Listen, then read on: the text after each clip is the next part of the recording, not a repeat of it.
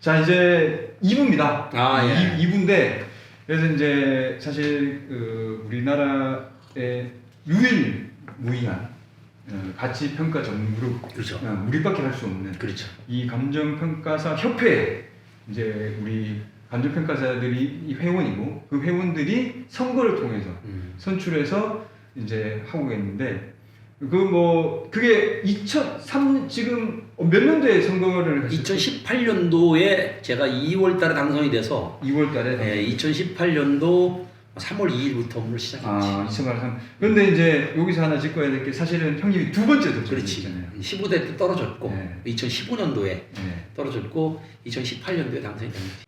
그 아까 라디오 광고. 그러니까 제가 제안을 했을 때 그러니까 그거를 형님이 전화를 주셨던 것 같아요, 저한테. 그렇지. 재우야, 내가 네. 이거 이야기해봤는데 그거는 사실 좀 어려울 것 같아.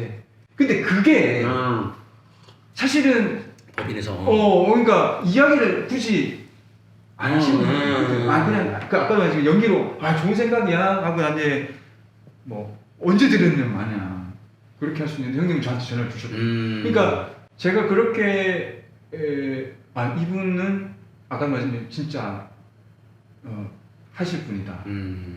또 만약에 대표적이 된다면 열심히 하실 분이다. 그래서 제가 발붙고 가서 도와드리는 건데 어쨌거나 한 번의 자질을 겪으시고 그렇지. 2018년 2월달 당선돼서 3월 2일부터 협회장 생활을 시작하게 됩니다. 뭐 사실 이제 뭐 3년이 다 돼가죠. 임기가 이제 얼마 안 남으셨죠? 그래서 이번 달 내년 2월 28일까지가 2월 28일까지 이제 협회장 생활을 하시면서 이루었던 성과를 그냥 짧게 좀 짚어봤으면 좋겠는데 제 개인적 1등은 형님이 한 달에 최소 한 두 번 정도 협회 모든 회원들에게 문자로 업무 보고를 해왔다는 거예요. 그렇죠. 저도 2007년 12월에 합격해가지고 2008년부터 이제 업계 생활을 시작했는데 이전에 뭐 훌륭하신 협회장님 계시지만 물론 열심히 하셨는데 내가 뭘 하고 내가 지금 하고 있다는 거를 이렇게 상세하게 협회 회원들에게 알려준 협회장님은 안 계셨거든요. 그게 뭐 성과가 나든 안 나든 간에. 근데 어쨌거나 내가 열심히 하고 있습니다 회원님들하고 알려준 게 그게 처음에 뭐 1, 2년 하다가 잠깐 하다가 하는 게 아니고 지금 끝까지 지금도 사실은 제가 핸드폰 형님한테 받았던 문자 형님이 협회장님한테 받았던 문자를 보여드릴 수 있을 만큼 있는 내용인데 저는 첫 번째 그거를 하나 꼽으신데 그거를 하시게 된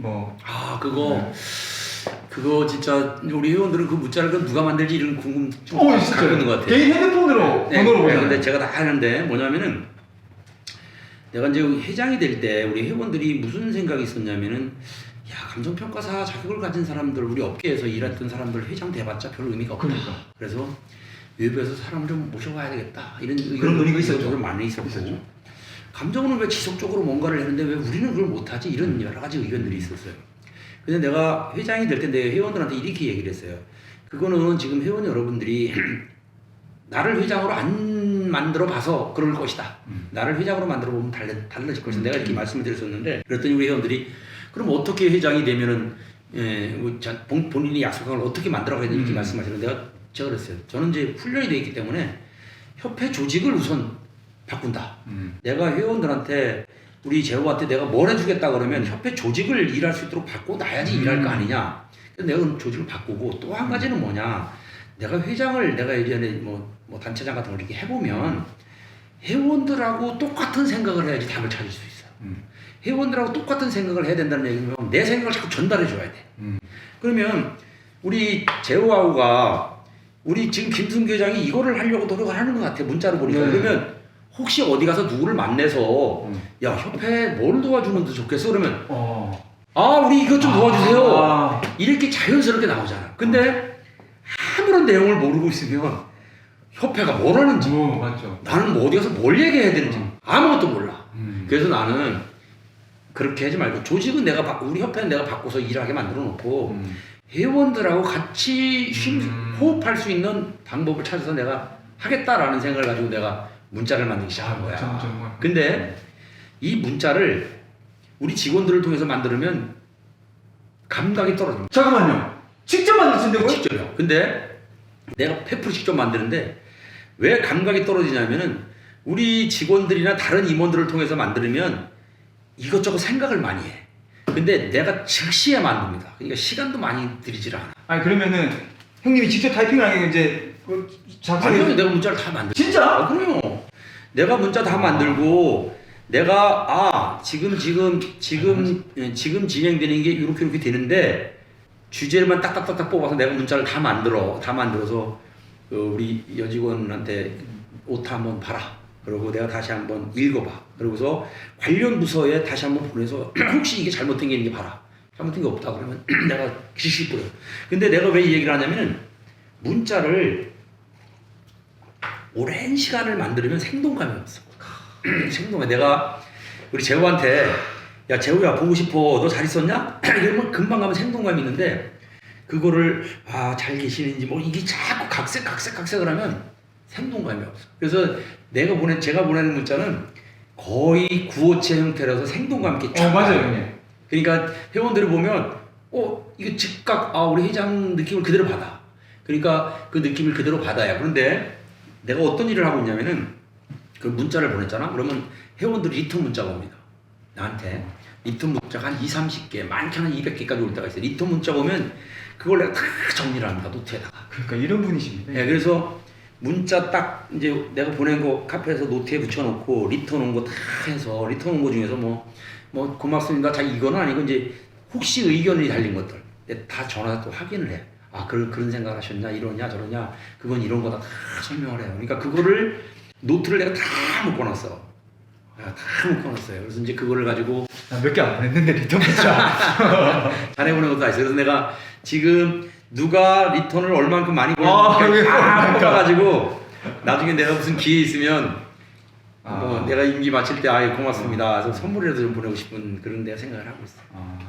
그럼 그 이제 뭐 여러 가지가 있는데 우리 시청자들이 좀 이해하기 쉽게 그다음에 좀 빠르게 임팩트 있게 제가 하나씩 한번 찍어볼게요. 제가 개인적으로 느낀 형님이 임기 동안에 해왔던 일을 한번 읊어볼게요. 일단 첫 번째 지금 한국 부동산으로 바뀌었죠. 한국 감정원 사명을 바꿨습니다. 12월 10일자. 진통도 어렵고 아마 또 우리 협회 회원들을 설득하기 참 어렸을 텐데 잠깐 한번 소개해 주시면. 이게 2015년도에 우리가 이제 감정원하고 우리하고 기능 조정이 되잖아요. 그러면서 감정원은 이제 감정평가 시장에서 철수를 하고 그렇죠. 공공기관으로서의 역할을 하고 감정원 이름도 감정자가 들어가서 어울리지 않으니까 바꿔라 이런 것들이 이제 권고사항이었는데 감정원이 감정자를 바꾸질 않고 있어요. 근데 감정원 입장에서 봤을 때는 안 바꾸고 싶지. 왜냐면 국민 인지도가 상당히 높고 이미 몇십 년 동안 싸운 매일매일인데 51년을 썼죠. 그리고 제가 회장이 돼서 국회에 가서 또는 정부에 가서 감정원을 물으면 국회의원들도 감정원은 감정평가하는 기관으로 알고 있어요. 감정자가 들어가 있으니까. 정부도 그렇게 생각해요. 내가 작년에 2019년도에 리서치를 통해서 여론 국민 설문조사를 한번 했더니 96.8%가 감정원은 감정평가하는 기관으로 알고 있어요.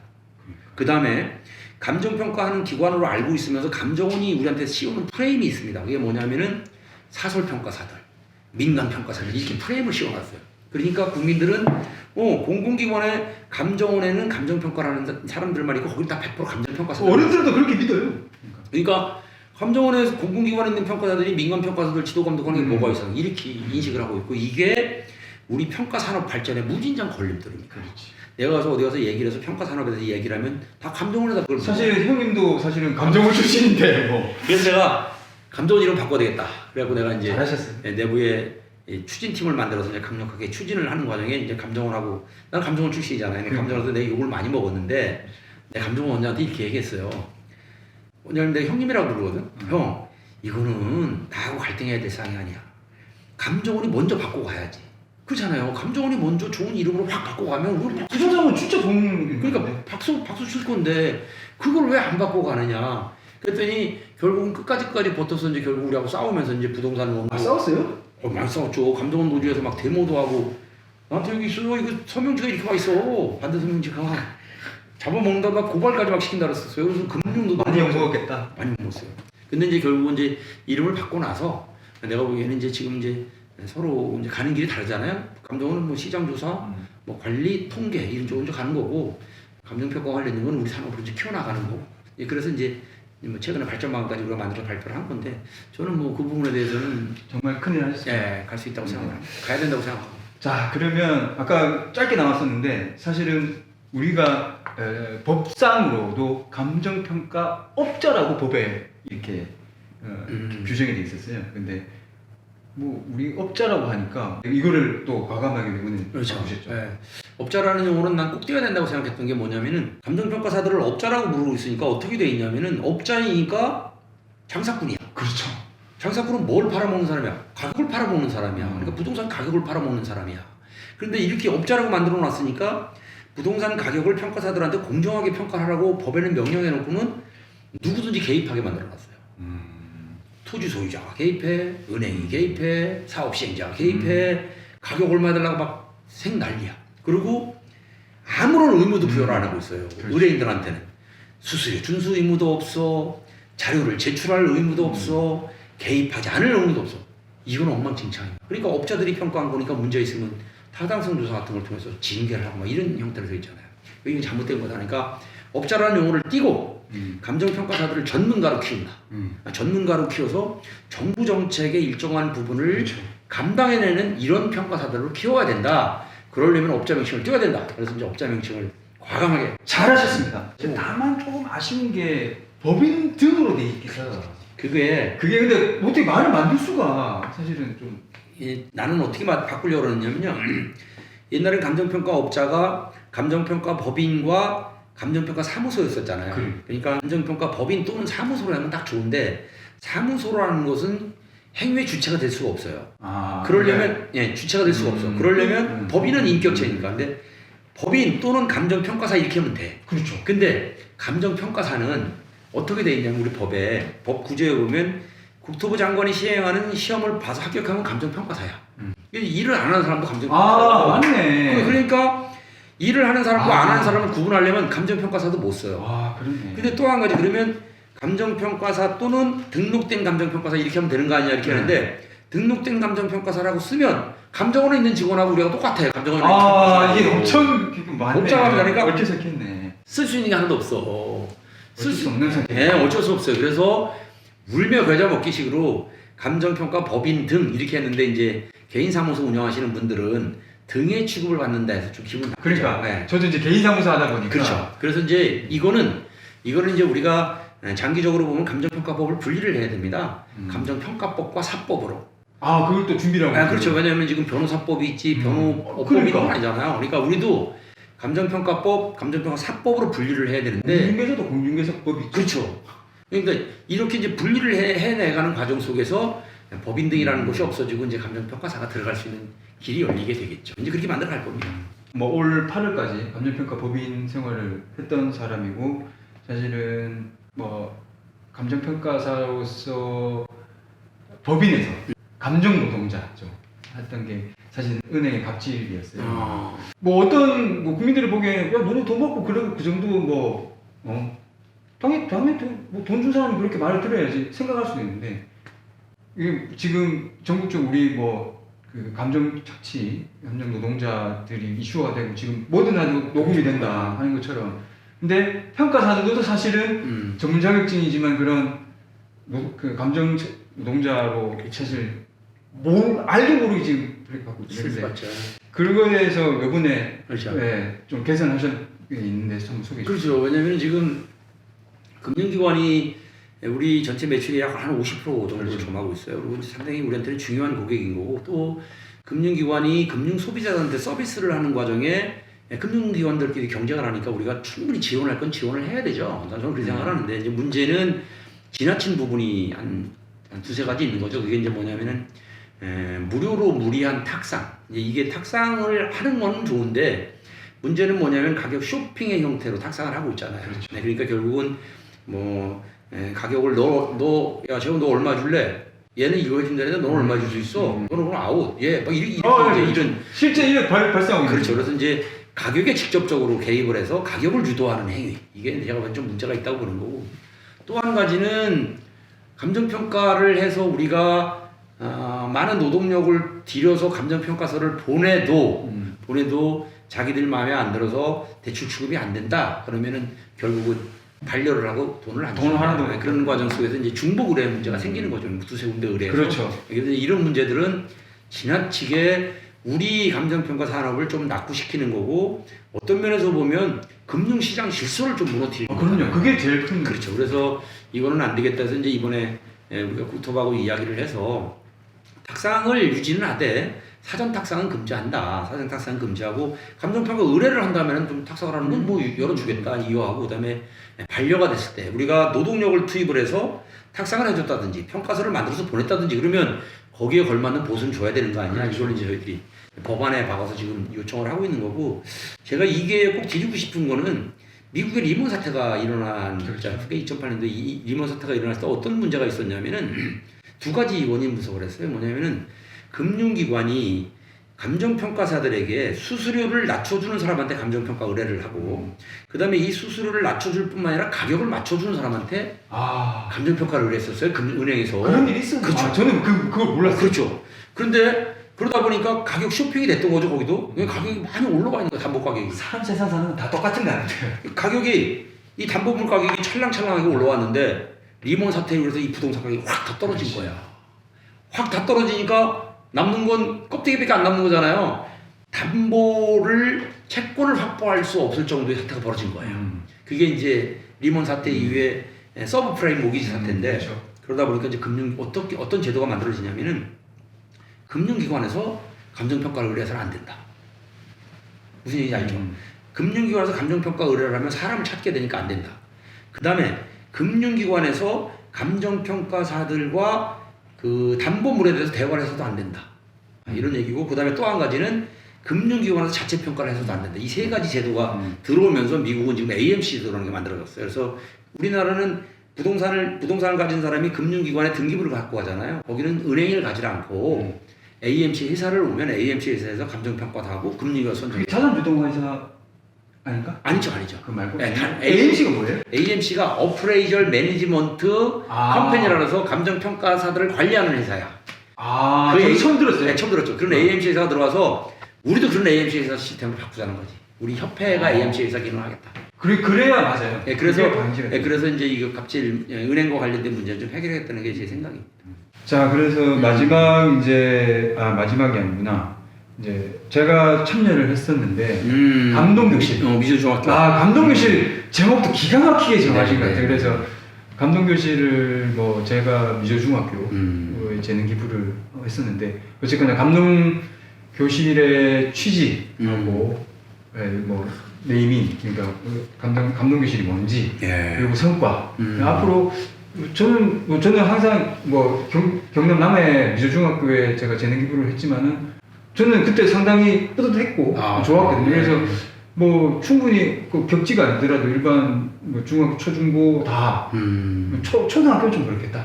하지만 어쨌거나 할 수 있는 게 있는데 어쨌거나 그 감동교실에 대해서 좀 설명해 주세요. 그래요. 그 미주중학교 때 너무 고맙고 미주중학교 이후에 코로나가 좀 저기 돼서 못했고 올해 딱 하나 했어요. 울릉도 했어요. 울릉도 했어요. 얼마 전에 한 달쯤 됐어요. 그래서 이제 좋은 결과들을 내줘서 교육부총리 장관상을 우리 협회가 아마 곧 받게 될 겁니다. 연말에.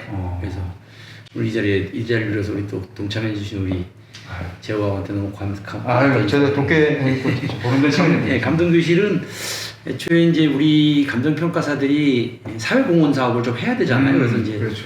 우리 협회 국민에게 사랑받는 그렇죠. 그래서 이제 우리 협회 내에 사회공헌위원회를 두어가지고 이제 사회공헌위원회를 통해서 이제 여러 가지 사업들을 해나가는데 이제 그 중에 하나가 이제 이게 재능기부 차원에서 만들어진 건데 이름은 감정평가사가 동행하는 부동산 교실입니다. 감동교실인데 이거를 사실은 하게 됐던 근본적인 동기는 이제 우리 젊은 이제 어린 학생들이죠. 어린 학생들이 부동산에 대한 인식을 좀 잘못 갖고 있어요. 소위 말해서 그렇죠. 부동산을 소유해서 내가 가치를 올려서 파는 이런 게 아니라 이의 어떤 대상으로 그렇죠. 이게 아니라 이용의 대상으로 우리가 이 부동산을 바라봐야 되는데 이제 이런 부분들이 좀 약하고 그리고 부동산은 그것 자체로 공공성이 좀 있는 문제인데 그럼요. 이걸 너무 사유화하려는 이런 것들이 있어서 이제 그런 것들도 가서 이제 우리 어린 학생들한테 부동산은 이용의 개념으로 봐야 된다. 공공성이나 이것도 좀 알려주고 그다음에 고등학교 학생들은 나중에 이제 대학을 가게 되면 뭐 집을 떠나게 되잖아요. 그럼 뭐 기숙사로 들어가는 친구도 있고 뭐 하숙집을 구하는 친구도 있고 자취방을 구하는 친구도 있고 그런데 형님 그런 생활이 그래서 그런 친구들한테 아 부동산은 뭐를 봐야지만 이거를 확인할 수 있는 건지 등기부는 어떻게 보는 건지 건축물 관리대는 어떻게 보는 건지 그다음에 뭐 토지 대장은 어떻게 보는 건지 그다음에 이 집에 등기가 설정돼 있다면 어떤 내용들로 나타나는 건지 뭐 이런 것들을 이제 알려주는 그런 개념이고 또 한 가지는 진로 체험 성격이 좀 있어요. 이제 감정평가사들이 현장에 가서 감정평가사들 무슨 일을 한다, 너네들이 감정평가사가 되려면 어떻게 해야 된다, 이제 이런 것들을 통해서 진로 체험 교육도 겸하는 이런 아주 뭐 좋은 성격을 가지고 있는 것이고 이게 이제 사실 더 많이 확산됐어야 되는데 아까 좀 전에 말씀하셨듯이 코로나 문제 때문에 금년도에는 많이 하지를 못했어요. 그래서 내년도에는 이제 코로나 문제가 잘 정리되고 나면 요거를 지역별로 확산을 해갖고 지금 이제 우리 협회 본부에 다 하는데 우리 협회가 전국 지회가 14개가 있습니다. 뭐 경남 지회도 있고 부산 지회도 있듯이 이제 그 지회 중심으로 해서 좀 더 확산시켜 나가는 생각을 하고 홍보가 제일 중요한 것 같아요. 네, 확산시켜 나가고 국토부에서는 교육부에서는 상당히 좋아합니다. 이거 상당히 좋아하고 있고 언론에서도 관심을 많이 갖고 있어요. 그래서 저희들이 그런 행사를 하면 언론 기자들도 많이 따라오고 이런 경우가 있는데 어쨌든 좋은 쪽으로 잘 발전시켜 나가야 되겠다는 생각을 갖고 있고 이걸 통해서 뭐 이제 학생들 또는 뭐 그 지역의 주민들로부터 좋은 평가를 받으면 우리 협회는 우리 평가사들은 더욱 좋은 거죠. 그렇죠. 그런 것들 좀 해나가야 되겠다는 생각을 갖고 있습니다. 좋은 제도에서. 네. 이제 마지막으로 이제 최근에 좀 이슈가 되고 있는데 이제 감정평가 산업 발전 방안. 그렇죠. 요거를 이제 협회에서 준비를 하고 있는데 네. 그 내용을 잠깐 설명해 주시죠. 요거는 제가 아까 우리 아우가 물었듯이 그 감정원 이름이 바뀐 이후에 업자 명칭이 떨어진 이후에 그럼 뭐를 어떻게 하지 이런 것들을 사실 저는 이제 보관을 깔고 왔었어요. 그래서 이제 감정원이 부동산원이라고 바꿔서 우리 감정평가사와 다른 세상의 길을 가면 누군가는 감정원이 했던 역할들을 좀 일부 해서 국토를 지원해 줘야 되는데 이제 그런 부분들을 어떻게 할 것이냐 하는 문제. 그다음에 감정원이 타당성 조사나 표본 조사 같은 것들을 통해서 이제 우리 평가사들 여러 가지 관리를 하고 있는데 감정원은 사실은 전문성이 떨어지잖아요. 그렇죠. 평가 시장이 점점 멀어지니까 그러면 그거를 이제 어떻게 해야 될 것인가 하는 문제. 그걸 이제 우리 평가사 내부적으로 자정작용을 이런 문제도 그다음에 업자 명칭을 띄어서 우리가 전문가로 성장하려면 어떻게 하면 성장할 수 있는가 하는 문제. 이런 것들이 이제 다 녹아져서 작년도 11월부터 제가 국토부에다가 요청을 해서 정책협의체를 만들었습니다. 그래서 이제 국토부의 국장과장, 그 다음에 우리 협회의 시장정보이사, 그 다음에 감정원의 이제 한승열 부원장, 그 다음에 이제 교수, 변호사들을 이제 저희들이 추천을 했고, 그 다음에 저희들이 이제 아젠다를 제공을 했고, 그 아젠다를 가지고 이제 국토부에서 건국대학교 유선종 팀에게 용역도 주고 그래서 이제 보고서가 나와서 금년도 9월 10일자로 발표가 됐는데 제도 개선 방안에 이제 발표된 내용들을 한 30여 가지가 발표가 됐는데 꼼꼼히 보시면은 제가 조금 전에 말씀하셨듯이 예전에 이제 감정원 문제 정리하고 업자 명칭을 띄고 그렇게 됐을 때 전문가로서 어떻게 키워주고 역량을 어떻게 강화하느냐 하는 문제들이 담겨져 있죠. 그래서 이 감정평가 이제 산업 발전 이제 제도 개선과 관련된 방안을 마련하고 이제 법안이 지금 발의가 됐습니다. 이 내용을 담아서 법안이 발의가 됐는데 이 법안들이 잘 통과되고 나면 아마 하위형 규칙을 만들 때 저희들한테 좋은 결과들로 나타날 것이고 우리 평가사들에게는 저희가 보기에는 아주 좋은 제도라고 생각하고 있어요.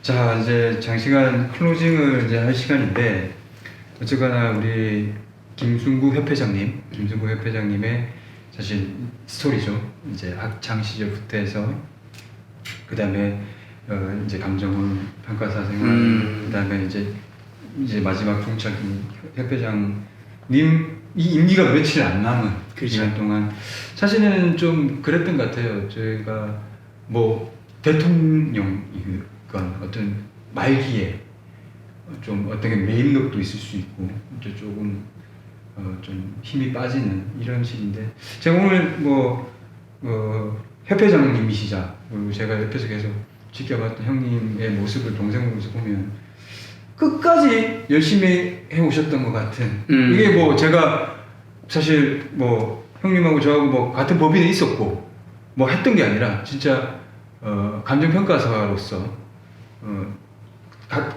동일한 제가 감정평가사로서 바라보는 그 협회장님의 모습이 그러니까 제가 이전에 협회장 되기 전에 알았던 모습과 전혀 변함이 없고 그 모습 그대로 끝까지 열심히 해오셨다는 거, 또 후배로서 참 본받아야 될 점인 것 같고, 앞으로 저도 이제 평가사이자 또 어떻게 보면 새로운 도전인 공인중개사도 같이 하면서 조금 시너지 효과도 내면서 그 다음에 좀 전문성을 더 강하고 또 신뢰성을 더 저한테 서비스를 받는 분들에게 좀 주고 싶은 진짜 평가사라는 타이틀이 좀 더 인정받을 수 있는 또 그리고 공인중개도 물론 뭐 대단하신 분이 많지만 저도 그런 시장을 좀 접목시켜보고자 하는데 어쨌거나 뭐 장시간 이렇게 인터뷰에 응해주셔서 감사하고 마지막으로 이제 뭐 후배님 저한테 네. 뭐 유튜브를 사실 감정평가사가 네. 이렇게 뭐 공식적으로 이런 준비하는 게 사실은 없는데 제가 이제 처음으로 이렇게 도전한 건데 뭐 한번 힘내라는 말씀 한번 똑똑 한번 해주시면 예. 우리 그 리랩스? 예, 리랩스입니다. 리랩스 독자들이잖아요, 그죠? 예. 독자들 만나 뵙게 돼서 좀 반갑고요. 우리 재호하고가 조금 전에 제가 뭐 처음과 끝이 같고 뭐 이렇게 저를 칭찬해 줬는데 저도 뭐 우리 재호를 똑같이 생각을 하고 있습니다. 왜냐면은 뭐 유유상종이랄까요? 같은 사람들이 되게 이제 같은 부류를 형성해 살고 있는데 저보다는 더 다이내믹하고 저보다는 더 아이디어도 많고 아닌 것 같아요. 네, 훨씬 더 우리한테 배울 점이 많습니다. 성장해 갈 수 있는 그런 친구들인데 저는 오늘 깜짝 놀랐습니다. 이제 아까 전에 얼마 며칠 전에 전화가 와서 저도 네, 이제 그렇죠. 전화를 저도 해야 된다 생각을 했었는데 전화가 와서 뭐 깜짝 놀랐었는데 이제 이걸 랩스를 해서 유튜브 방송도 하고 뭐 그런 거를 한다 그러면서 온다 그래서 와 나도 기다리고 있다 한번 보자 그래서 이제 왔는데 와서 이런저런 얘기를 들으면서 내가 왜 내가 이 유튜브 방송을 하게 됐는지 그다음에 블로그는 내가 왜 하고 있는지 그다음에 내가 감정평가사와 중개사는 어떻게 하고 있는지 그다음에 내 역량을 키우기 위해서 공부와 다른 자격사들과의 융합을 어떻게 하려고 하는지 이런 얘기를 들으면서 우리 후배지만 참 훌륭한 후배다 이런 생각을 했습니다. 우리 독자 여러분들께서도 이 친구가 뜻을 펼칠 수 있도록 뭐 꼼꼼하게 뭐 조언도 해주시고 또 응원도 해주셔서 좋은 모습으로 우리 박재우 동생이 성장하면 이 리랩스 이름을 나중에는 좀 바꿔도 되는 거 아닌가? 더 리랩스로. 뭐 그러더라고요. 그다음에 궁극적으로는 서울 본사가 아닌 창원 본사인 리랩스 법인을 그러니까 종합 부동산 회사가 될 수 있는 그 꿈은 있는데 그건 여러분이 키워주셔야죠. 그렇죠. 저도 열심히 하겠습니다. 독자 여러분들이 좀 꿈을 갖고 있는 청년을 만나기가 어떤 면에서 보면 쉽지 않다 하는 게 지금 우리 사회의 분위기일 수도 있는데 이런 꿈을 갖고 있는 친구들을 꼭 성장시켜 주셔서 이 친구는 지금 꿈이 아마 종합부동산회사라는 단어를 써서 아마 그거를 좀 추구해 가는 것 같은데 저도 열심히 지원할 테니까 여러분도 같이 꼭 지원하셔서 그 꿈이 아주 빠른 시간 내에 이루어질 수 있도록 저도 응원하겠습니다. 아유 감사합니다. 고맙습니다. 오늘 인터뷰 감사합니다. 네네. 리랩스